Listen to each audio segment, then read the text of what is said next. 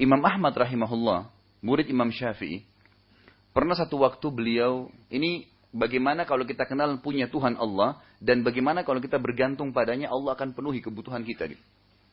Imam Ahmad rahimahullah, di masa akhir hidup beliau sudah putih semua jenggotnya, kemudian beliau mengatakan satu waktu, saya tidak tahu kenapa pengen sekali menuju ke satu kota di Irak. Dia menuju ke kota Basrah, pergi, pas tiba di sana Imam Ahmad waktu Isya. Dia juga tidak tahu kenapa dia ingin sekali ke situ gitu.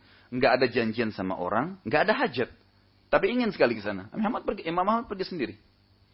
Tiba di sana dia bilang saya ikut sholat Isya berjamaah di masjid. Habis tiba di sana, hati saya merasa tenang, saya mau ingin istirahat. Begitu selesai salam semua, bubar jemaahnya, Imam Ahmad mau tidur di masjid. Marbotnya datang ngusir Imam Ahmad. Kenapa Syekh? Mau buat apa sini? Syekh ini bisa dipakai dalam bahasa Arab dengan 3 ya. Bisa syekh orang tua, bisa syekh orang kaya, bisa syekh orang yang berilmu. Gitu. Ini syekh dipanggil orang tua. Kenapa syekh di sini? Kata Imam Ahmad. Dia tidak tahu kalau Imam Ahmad seorang ulama besar gitu kan. Ini di Irak, satu Irak semua kenal Imam Ahmad adalah ahli hadis. Tapi tidak ditahu karena tidak pernah ada foto zaman itu kan. Orang tidak tahu wajahnya. Maka dikatakan, syekh untuk apa di sini? Kata Imam Ahmad, saya ingin istirahat, saya musafir. Kata Marbot, nggak boleh di masjid.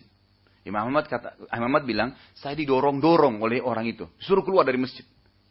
Sudah keluar dari masjid, dikunci masjidnya. Setelah dikunci masjidnya, Imam Ahmad dan orang itu pergi. Imam Ahmad tidur di teras masjid. Marbotnya kembali lagi. Marah-marah sama Imam Ahmad. Mau bikin apa Syekh? Mau tidur.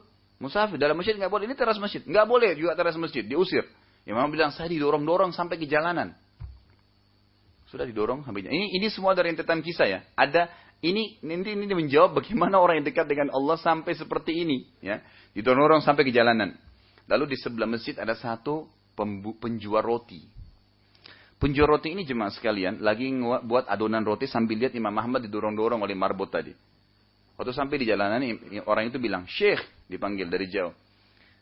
"Anda boleh nginap di tempat saya. Saya punya tempat nih, tapi tempat saya kecil, makhbas, tempat buat roti." Baik, Muhammad bilang baik. Nanti ada kenalan. Masuk ke rumahnya. Duduk di belakangnya orang ini. Orang ini punya cara sendiri. Kalau Imam Ahmad ajak ngomong, dijawab. Kalau tidak, dia sambil buat adonan, sambil ada perilaku yang ajib. Dia bilang apa?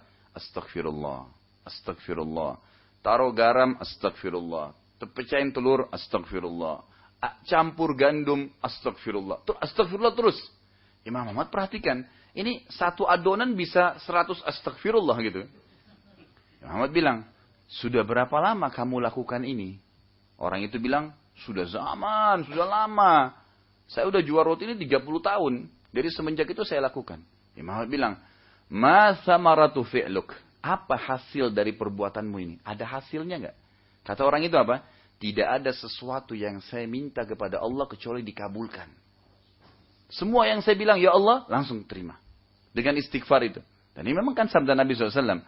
Siapa yang mulazamah, siapa yang menjaga istighfar, Allah akan menjadikan jalan keluar dari semua masalahnya.